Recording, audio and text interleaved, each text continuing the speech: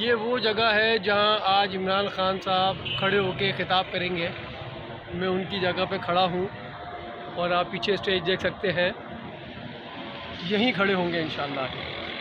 बच्चों इमरान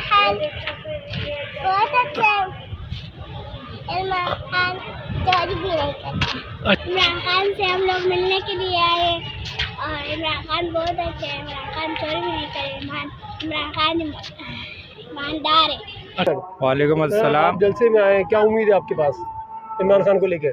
हमारे तो उम्मीद यही है कि इमरान खान आए हमारे इलाके में, हम खुश। ये महंगाई पे कंट्रोल पाएंगे इंशाल्लाह। ये ख़त्म कर देंगे, महंगाई बहुत ज़्यादा है। इससे हमें क्या गिले, वो तो छोर है उनसे, और क्या कहेंगे। इमरान खान जिंदाबाद, पाकिस्तान पाकिस्तान पाइंदाबाद।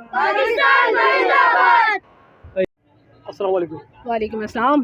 क्यों आई हैं आप इमरान खान की जलसे में? बस सवाल मेरा यही है।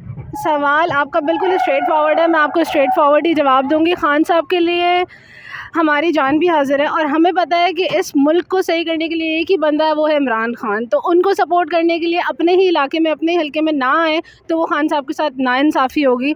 हमारा एज अ पाकिस्तानी हक बनता है कि हम, फ़र्ज़ है बल्कि हमारा, कि हम आएँ और खान साहब को हर महाज पर सपोर्ट करें, क्योंकि वी एवरीबडी नो कि ये पूरे, चाहे वो MKM हो, चाहे वो PMLN हो, सारे के सारे करप्ट हैं। हमें पता चल चुका है अब इतने सालों में। चोरों से तंग आ चुकी हैं असल में। हम बिल्कुल उन चोरों से तंग आ चुके हैं और अब हम नहीं चाहते कि हमारा खून पसीने की जो कमाई है, हमारा जो पैसा है, वो इन करप्ट लोगों की जायदादें बनाने में ज़ाया हो। तो अब एक ही सहारा है, एक ही ऑप्शन है, वो है इमरान खान। उनके लिए आपको क्या लगता है पूरा शाह फैसल आने वाला है इधर?